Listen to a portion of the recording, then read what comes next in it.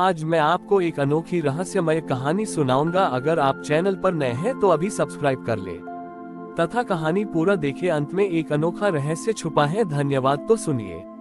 हिमालय की एक अत्यंत शांत घाटी थी जिसे शांति कुंज कहा जाता था। इस घाटी में एक विचित्र मृग हिरन रहता था जिसके गले में कोई साधारण माला नहीं बल्कि एक अदृश्य कंठहार था। ये कंठहार किसी को दिखाई नहीं देता था, लेकिन मृग जहाँ भी जाता था एक दिव्य शांति और शीतलता फैल जाती थी। यह मृग भोलेनाथ का अत्यंत प्रिय था, क्योंकि यह मृग कभी किसी चीज से प्रतिफल की आशा नहीं रखता था। वह घास चरता, जल पीता और बिना किसी कारण के केवल अपनी उपस्थिति से वातावरण को शांत रखता था। शांति कुंज में एक बहुत ही अहंकारी शिकारी रहता था जिसका नाम था दर्पकेतु। दर्पकेतु हमेशा उन जीवों का शिकार करता था जो दुर्लभ और अनोखे होते थे, ताकि वह अपनी श्रेष्ठता सिद्ध कर सके। दर्पकेतु ने उस मृग के बारे में सुना और उसकी सुंदरता जो अदृश्य थी पर महसूस की जाती थी से ईर्ष्या करने लगा। वह चाहता था कि वह मृग उसका हो जाए या नष्ट हो जाए। एक दिन दर्पकेतु उस मृग का पीछा करते करते कैलाश की तलहटी तक पहुंच गया। उसने धनुष पर बाण साधा। महादेव ने कैलाश पर बैठे ये दृश्य देखा। उन्होंने देखा कि दर्पकेतु का अहंकार केवल जीव का नाश नहीं चाहता, बल्कि अकारण दया के सिद्धांत को ही नष्ट करना चाहता है। महादेव ने तुरंत एक घायल बूढ़े बाज का वेश धारण किया और मृग तथा दर्पकेतु के बीच आकर बैठ गए। बाज दर्द से कराह रहा था और उसके पंख टूटे हुए थे। दर्पकेतु क्रोधित हो गया। अरे मूर्ख पक्षी, तू मेरे शिकार के बीच क्यों आ गया? भाग जा, वरना मैं तुझे भी मार दूंगा। बाज महादेव ने धीमी आवाज में कहा, हे शिकारी, मुझे मार दो पर इस मृग को छोड़ दो। यह मृग कोई साधारण नहीं है, ये दया का प्रतीक है। तुम इसे मारोगे तो तुम्हारी प्रतिष्ठा बढ़ेगी, पर तुम्हारी आत्मा सूख जाएगी। दर्पकेतु नहीं माना। उसने बाण साध लिया और बाज की ओर इशारा किया। तभी मृग ने एक अद्भुत कार्य किया। उसने बिना किसी भय के अपनी गर्दन झुकाकर उस बाज के पास अपनी पीठ सटा दी, जैसे वह कह रहा हो कि पहले मुझे मारो। मृग के गले का अदृश्य कंठहार अचानक चमक उठा। उसकी दिव्य शांति और शीतलता इतनी तीव्र हो गई कि दर्पकेतु के हाथ कांपने लगे। उसे लगा जैसे उसका बाण चलाने का उद्देश्य ही नष्ट हो गया हो। दर्पकेतु ने देखा कि बाज महादेव की आंखों में कोई भय नहीं है और मृग की आंखों में असीम स्वीकार्यता और दया है। बाज ने दर्पकेतु से कहा, शिकारी, तुम इस मृग को क्यों मारना चाहते हो? ये तुम्हें क्या देगा? दर्पकेतु ने कहा, कुछ नहीं, बस अपनी श्रेष्ठता सिद्ध करने के लिए। बाज ने हंसकर कहा, तो फिर लो, मैं तुम्हें इससे भी बड़ी श्रेष्ठता देता हूँ। महादेव ने तुरंत अपने वास्तविक स्वरूप में प्रकट होकर अपने गले से नाग को निकाला। उन्होंने नाग से कहा कि वह मृग के अदृश्य कंठहार को और बाज के टूटे पंखों को छुए। जैसे ही नाग ने उन्हें छुआ, मृग का अदृश्य कंठहार तुरंत एक प्रकाश की माला में बदल गया और बाज के टूटे पंख तुरंत जुड़ गए। महादेव ने दर्पकेतु से कहा, शिकारी, तुम पशुओं का शिकार करके श्रेष्ठता चाहते थे, पर देखो, इस मृग ने अपनी जान देकर भी बिना किसी अपेक्षा के तुम्हें दया का अवसर दिया। सच्चा प्रेम और त्याग केवल मनुष्यों में नहीं होता, पशुओं में भी होता है। महादेव ने आगे कहा, अब से यह मृग मेरा प्रिय गण बनेगा और दया का संदेश देगा। और तुम इस मृग के कंठहार की अदृश्य ऊर्जा को महसूस करते हुए जियोगे। जिस दिन तुम्हारे हृदय में अकारण दया का भाव आएगा, उसी दिन तुम्हें सच्चा सुख मिलेगा। दर्पकेतु ने अपने अहंकार और धनुष बाण को वहीं त्याग दिया। उसने जीवन भर पशुओं की सेवा में अपना जीवन समर्पित कर दिया, ये समझते हुए कि सृष्टि में हर जीव का मूल्य उसकी उपयोगिता से परे है। शिकारी दर्पकेतु ने महादेव के दर्शन और मृग के त्याग से प्रभावित होकर अपने धनुष बाण का त्याग कर दिया।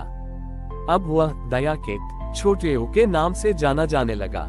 उसका जीवन अब किसी को नुकसान पहुंचाने में नहीं, बल्कि शांति कुंज घाटी के वन्यजीवों की सेवा में समर्पित था। दयाकेतु ने अपनी सारी संपत्ति बेच दी और उस धन से शांति कुंज घाटी में एक वन्य आश्रय बनाया। वह घायल पशुओं की सेवा करता और प्यासे पक्षियों को जल पिलाता। उसका जीवन अब कारण दया के सिद्धांत पर आधारित था। इधर कैलाश पर माता पार्वती ने महादेव से पूछा, हे स्वामी, दयाकेतु ने अपना अहंकार और हिंसा त्याग दी है। वह अब निस्वार्थ सेवा कर रहा है। लेकिन क्या वह अकारण दया के सिद्धांत को पूरी तरह समझ पाया है? क्या वह इस सेवा से कोई मान्यता या आध्यात्मिक लाभ की अपेक्षा तो नहीं कर रहा? महादेव मुस्कुराए। पार्वती, अहंकार त्यागना आसान है, पर सूक्ष्म लाभ की इच्छा को त्यागना सबसे कठिन है। आइए हम उससे एक अंतिम पाठ पढ़ाते हैं। महादेव ने एक अत्यंत वृद्ध और दयनीय भालू का रूप धारण किया, जिसके पूरे शरीर पर भयंकर घाव थे और वह दर्द से कराह रहा था। माता पार्वती ने एक घनी, आकर्षक शहद की मक्खी का रूप लिया। भालू महादेव दर्द से कराहते हुए दयाकेतु के आश्रय तक पहुंचा। दयाकेतु ने तुरंत भालू की मदद करना शुरू कर दिया। उसने बड़े प्रेम से उसके घावों को साफ किया और दवा लगाई। तभी शहद की मक्खी माता पार्वती भिनभिनाती हुई आए और दयाकेतु के कान के पास बैठ गई। मक्खी ने फुसफुसाया, हे दयाकेतु, तुम इस भालू की सेवा क्यों कर रहे हो? ये तो एक जंगली जीव है, ये तुम्हें कोई इनाम नहीं देगा। इसकी सेवा से तुम्हारा नाम दूर दूर तक फैल रहा है। तुम्हारी प्रसिद्धि बढ़ रही है। लोग तुम्हें साधु मानेंगे। तुम यही चाहते हो, है ना? उद्धरण चिन्ह। दयाकेतु का मन विचलित हो गया। एक तरफ वह भालू की पीड़ा देख रहा था, तो दूसरी तरफ मक्खी के शब्द उसे यश की इच्छा की याद दिला रहे थे। यह एक सूक्ष्म संघर्ष था, सेवा का कर्म बनाम यश की इच्छा का विचार। दयाकेतु ने तुरंत अपनी आंखें बंद की और उस क्षण को याद किया जब महादेव ने उसे अकारण दया का पाठ सिखाया था। उसने सोचा, मैं ये सेवा इसलिए कर रहा हूँ क्योंकि यह मेरा धर्म है, न कि किसी लाभ या प्रसिद्धि के लिए। उसने आंखें खोली और मक्खी से कहा, तुम जो भी हो, मुझे मेरे कर्म से विचलित मत करो। यदि इस सेवा से मुझे प्रसिद्धि मिलती है तो वह मुझे नहीं चाहिए। यदि ये सेवा मुझे मोक्ष भी देती है तो भी मुझे मोक्ष ना ही चाहिए। मुझे बस ये चाहिए कि इस भालू का दर्द शांत हो जाए। ये कहकर दयाकेतु ने उस भालू के घावों पर अपनी आंखों से निकले आंसू और प्रेम से भरा हुआ मलहम लगाया। उसने अपना सारा ध्यान भालू के कष्ट पर केंद्रित कर दिया और प्रसिद्धि की इच्छा को पूरी तरह त्याग दिया। जैसे ही दयाकेतु ने निष्काम प्रेम से भालू को छुआ, भालू का सारा दर्द तुरंत गायब हो गया। भालू और मक्खी दोनों अपने दिव्य स्वरूप में प्रकट हो गए। महादेव ने दयाकेतु से कहा, मेरे प्रिय भक्त, तुमने अंतिम परीक्षा पास कर ली। तुमने दिखाया कि दया का सबसे ऊंचा स्तर वह है जब तुम सेवा के बदले मिलने वाले यश या आत्मिक लाभ की इच्छा को भी त्याग देते हो। यही अकारण दया की पूर्णता है।